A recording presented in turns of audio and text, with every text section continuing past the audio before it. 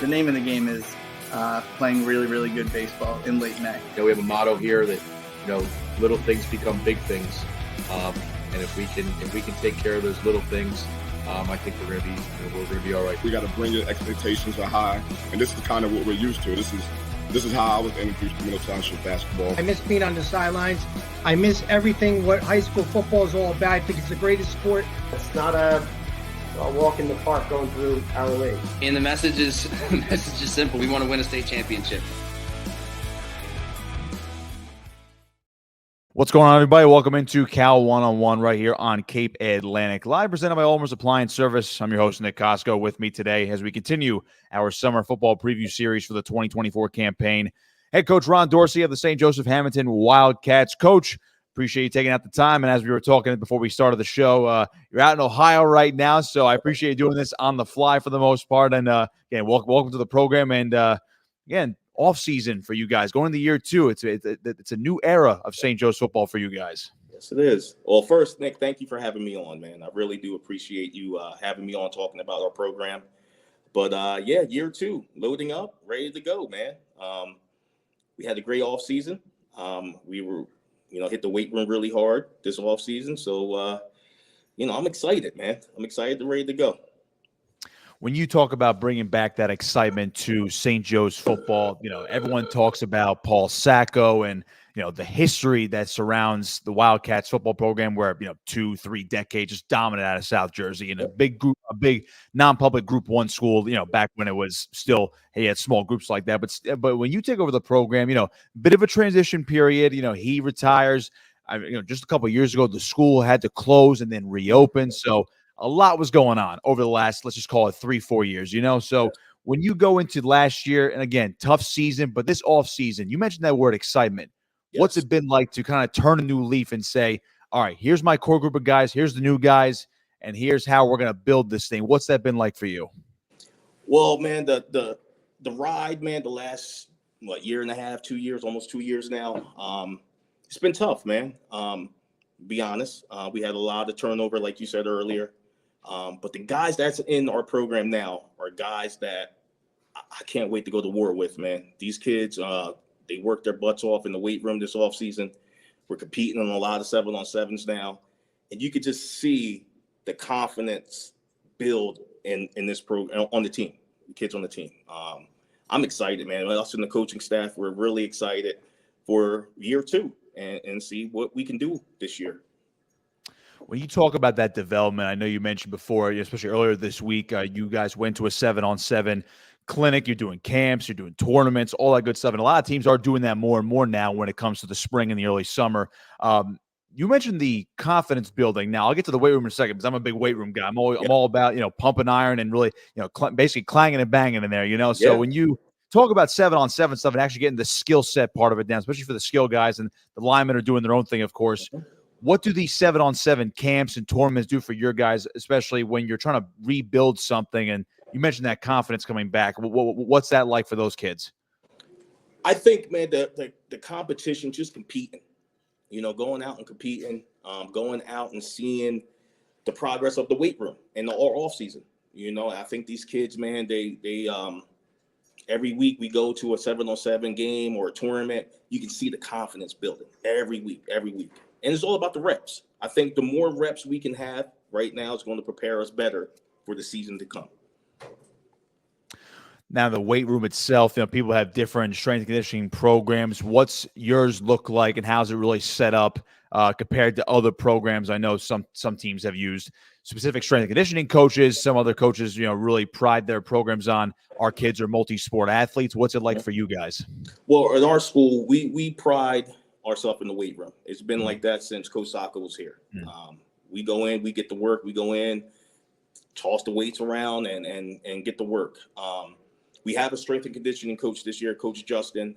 He came on, I want to say, late last year, and he's been doing wonders with our guys, man. Our kids have been getting stronger, faster.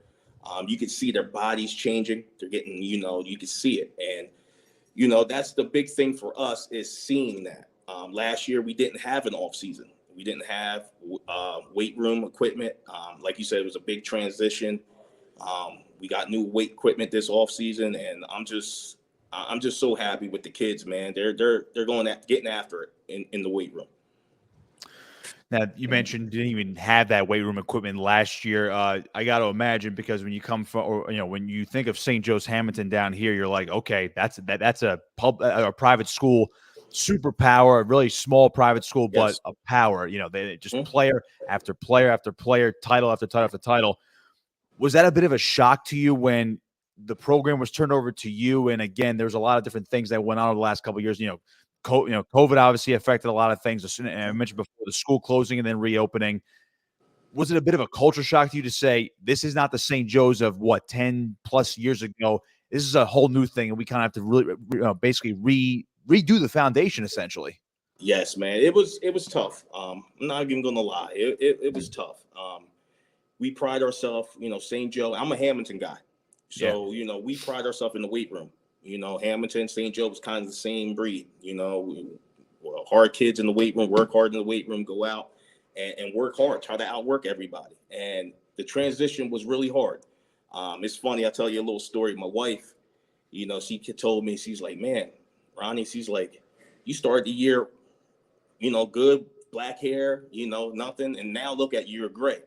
And, and it was, I was like, yeah, babe, it was a little stressful year, but God put me in this situation for a reason. And I wouldn't have never took it if I didn't believe in myself and my coaching staff and players on our team. The school's been great. Mr. Capucci, our president, our whole school, our Mr. Tim Fingerhut, our AD, they've been so supportive with the football program, and they just want us to be successful. And they're doing everything in their powers to help us. And I can't ask for anything more. I'm really excited. We're getting kids come in. We got kids transferring in. But I'm really excited for this year. I know I keep saying that, but it's just a totally different feel from what it was last year. Kids got confidence, man. They're ready to roll. We're ready to go. If it's a different feel, that's totally fine. And again, if I say so myself, the gray, don't worry about it. It is a distinguished look at this point. So obviously, it means you're working hard too, which I love to see. So you alluded to being a Hammonton guy. You're a Hammonton Blue Devils legend. So it's a little bit different. To trade in the blue for the red. I can only imagine. Being from Hammonton as your alma mater, but I like the fact that you reference that Hammonton toughness, because when everybody thinks about the Hammonton Blue Devils and what Coach Jim Razzo and what coaches before him have done with that program, they're all big boys, hitting the weight room hard, all toughness, running the football a lot, and just really grinding their opponents down. Mm-hmm. I got to imagine, St. Joe's was a mix of that and also some flash based on whatever talent they had in years past. Do you want to try to make that a bit of a mixture as far as your vision for the football team is concerned? Absolutely. We had a long off season with coaches, man. We had a lot of coaches meetings. The one thing I didn't like about our offense last year is I felt like we didn't have an identity.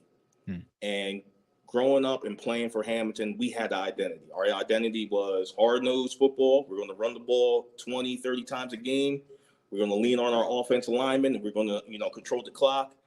That was a formula for success. And I think we need to get back to that. I told our offensive coordinator, I want to have an identity this year. I mean, we got to find it. And that's why, coming up with camp in August, we're going to try a couple things, man, but we got to find an identity on the offensive end to be successful. And I think we're heading in the right direction. So let's talk about some of the guys that are going to pretty much stand out this year, maybe some of the leaders on your football team this year. Anthony Salmon, sophomore quarterback. He's going to be stepping up. You mentioned Luca Suriano on the offensive and defensive line. He's a junior. Hanif Hernandez, safety and running back, a junior for you as well. And Ryder Willett, linebacker and running back. It just seems like these guys, they're going to epitomize that identity of the offense and the defense and that toughness. What can you say about this core group of guys for 2024? One thing I can say about them, man, I love every single one of them kids, man. They stayed with us. They stayed here.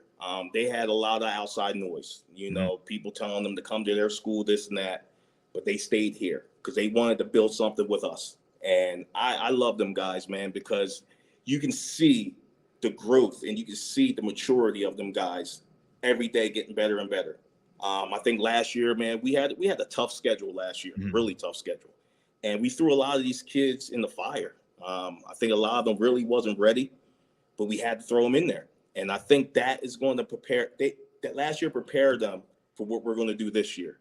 Like I said, man, during the 7-on-7s, you can just see it, the confidence level. You can see the IQ getting better. And that's all you ask for. And that's all comes from reps, the weight room, doing, film study, classroom stuff. These kids are really getting it, and they're buying into the program. And, once kids buy in, sky's the limit, for that.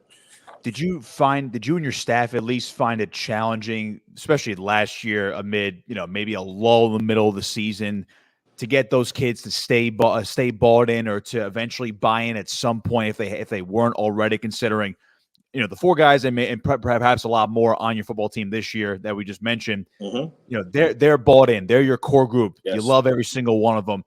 Were there certain points of the season last year where you had to almost resell your vision of the program despite the struggles last year? Absolutely. I think it was weekly. I mean, if you look at our games last year, most of our games it was out of control, man. We was out, we lost, we went 0-9 last year. And trying to keep that confidence and build the confidence was really hard. But the one thing I can say about that team last year, I don't care what the score was, they kept on fighting. They kept on going. They kept on pushing. They kept on cheering each other up, building each other up. And that is what I'm really proud of. And coming into this year, you can tell they're ready to go. They're fired up, doing everything the right way. Like I said, in the weight room, on the practice field, you just see the difference. Me and my coaches just had a meeting before I left, and they're like, yo, this team is different. And I'm like, they are. They're playing with confidence, and they're buying into that brotherhood. Once you do that, sky's the limit for this team, man. So we're really excited. Always got to mention you're excited, and I know the goal of a state championship, that's for every team. And of course, St. Joe's is very used to that. You look at all the banners that were on the football field, in the gym, wherever the case may be. State championship after state championship. And as recently as I believe it was about 5 or 6 years ago was the last one. When you look at that, now, I don't know if you're directly telling these kids that they can win it this year. Maybe it's down the line. But I got to think your motivation tactics from you and your staff and getting these kids to buy in, that should be the goal. No, despite the fact that they went through some tough times in 2023, if you can sell that to them, that to me is what can bring your program back to, let's just call it prominence. That's something that, do you feel like that's something that comes across from you and your staff's messaging? From day one, we tell our kids we're going for the state title. Mm-hmm. I mean, if you're playing for anything else, this is not the sport for you, man. Like, sky's the limit. We got to go for the top. And we tell the kids all the time, we're preparing to play in that state title game every year. And it's going to take a lot of work. It's going to take a lot of dedication, sacrifice. And like I said, I really believe our kids are down for that. They're ready to go this year. And you can just see it. You can see that the way they walk around, they're just so confident right now. And yeah, man, state title. That's what we're going for, man. Why else would you play? I love that answer. This year, you guys are going to be playing in the Liberty Division, if I have that correct. Of course, West Jersey Football League realignment ahead of 2024. Lower Cape May, Oak Middle Township, you guys, Absegami, and Cumberland. So a lot more of a local flair this year. Just on scheduling in general, as I know, you guys have played a very local heavy schedule, but also with the West Jersey League, you could end up going an hour west or maybe 45 minutes northwest. You're playing these teams that normally you would never see. So did it appeal to you in a mix of maybe challenges and also backyard local rivalry? Is this a good schedule? And I got to imagine it's a more appealing schedule to your program this year. Definitely. When we looked at it, when we had the coaches meeting, we saw the schedule come out. We all looked at each other and said, yo, this is doable. We can go out and compete against these guys. And really, our kids, they seen the schedule and they were like, yo, we're going undefeated, and it's not saying we're not knocking other programs. That's just the mindset our kids have this year. They have that confidence. They have that swag, and that's what we was missing last year. And like I said, it's totally different, man. We look at the schedule. We actually have a home field this year. I think that was huge. The last couple of years, we was playing away, And when you're a young team playing away all the time, it's not really ideal, and even with an older team, it's not ideal, but having our own stadium, having our new turf field where we're going to play 5 to 6 home games this year, I think it's going to be really great for our community, our school, and our kids. You practically answered my next question because you guys play at that Moss Mill Road complex last year. I believe the past couple of years when the school reopened. So there was no home field. I go back to my high school days, and I think we played at I was at EHT. We played at St. Joe's on the road, I think, once or twice during my time. It was a Saturday afternoon. It was a very old field, no lights, but it was a very intimidating environment. Like basically your locker room was, it's that barn back there. So you don't get much when you come on the road. So what's this new complex like? You just mentioned turf field. Is it right by the school? Are there lights? And what's this new field look like? Yeah, it's the field's great, man. We just had a 7-on-7 there against Hammonton a few weeks ago, and it's great, man. The turf is nice. We got brand new lights, press box, working on getting a team like locker room. Years, that's coming down in the future, but kids are just happy having something for our own that we can call home. And we can't wait to put on a show for the crowd and community this year. And we're waiting to pack this house up on Friday nights and get ready to go. That's got to be really cool because, I mean, again, you're a Hammonton guy. You know what the old school St. Joe's field was like. And, back when I was in high school, decade plus ago, it's Saturday afternoon. St. Joe's played on the lights when they were on the road. And they were on the road. I think that's got to be very cool and unique. And I'm not going to say, welcome to the 21st century here, but when you talk about the new era and the modernization, it seems like, of the St. Joe's Wildcats, it's got to be really cool now that you could sell these kids, hey, we're going to be playing on Friday nights now. Like this is legit now. Turf field, Friday night lights, here we go. Yeah, the kids love it, man. Like I said, just having our field, just having a field that we can call our own is huge with recruiting, bringing kids in. Because, like I said, going away every week, it's not ideal, man. And having recruiting and selling the program to these future Wildcats, now we can show them we have a field, we have a home. This is where we're going to be playing Friday nights under the lights and bring a great St. Joe always has, like you said, a great atmosphere on football games. You can't ask for anything more. And we're going to have that again this year. And it's just going to help us, be successful this year, having everybody at our games and supporting our team. And, I can't wait. Can't wait to go. Couple more for you. Head coach Ron Dorsey with me here on Cal 101, presented by Ulmer's Appliance Service. Of course, representing the St. Joseph Wildcats here in 2024, going into year 2 at the helm of his tenure. Coach, I know Paul Sacco's a legend. He's over at ACIT right now helping out with that program, and they're going into their first varsity season this year. I believe it's the second year now on that staff helping out with the Red Hawks. And, that program has its own challenges, just becoming a varsity program at a Group 5 level for the first time.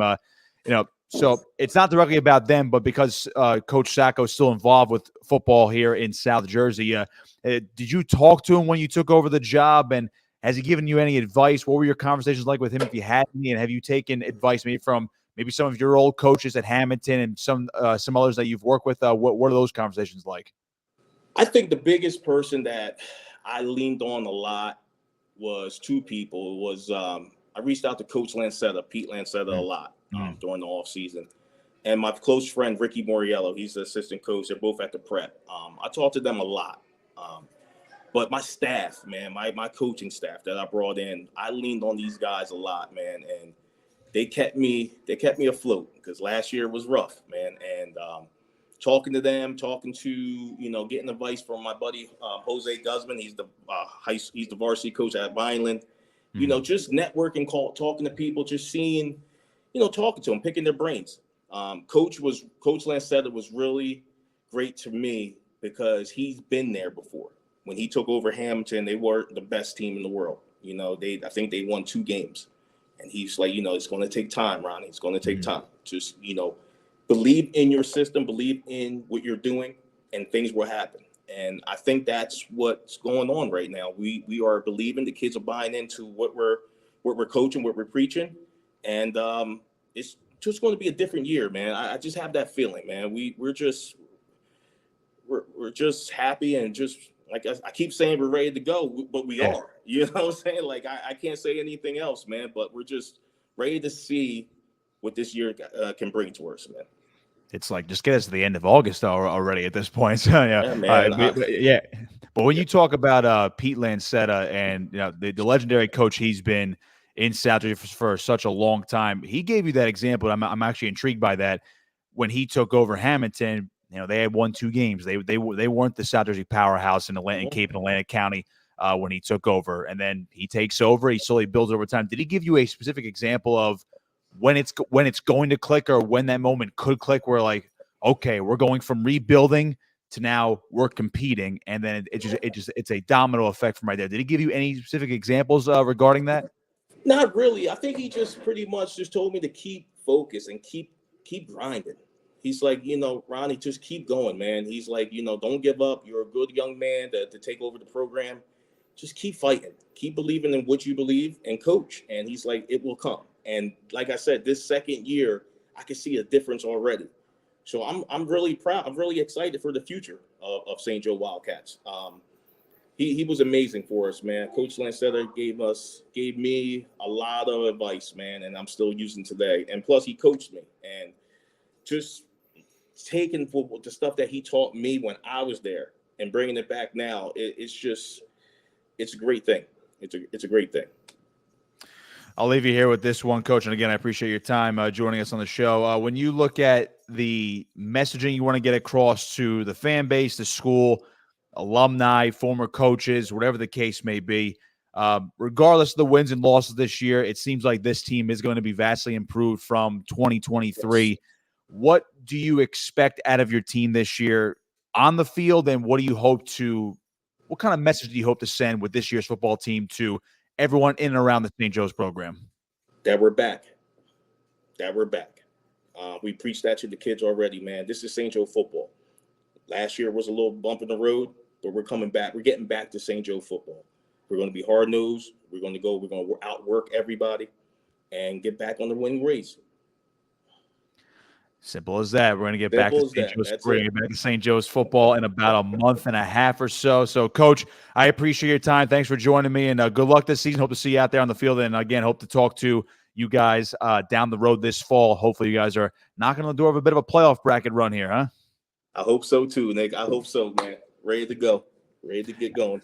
Absolutely. St. Joseph Wildcats head coach Ron Dorsey with me here on Cal 101, presented by Ulmer's Appliance Service. Be sure to check out the rest of our content on Cape Atlantic Live on YouTube, all of our podcasts, and, of course, the live games coming up once again this fall is Cal 101 right here on Cape Atlantic Live.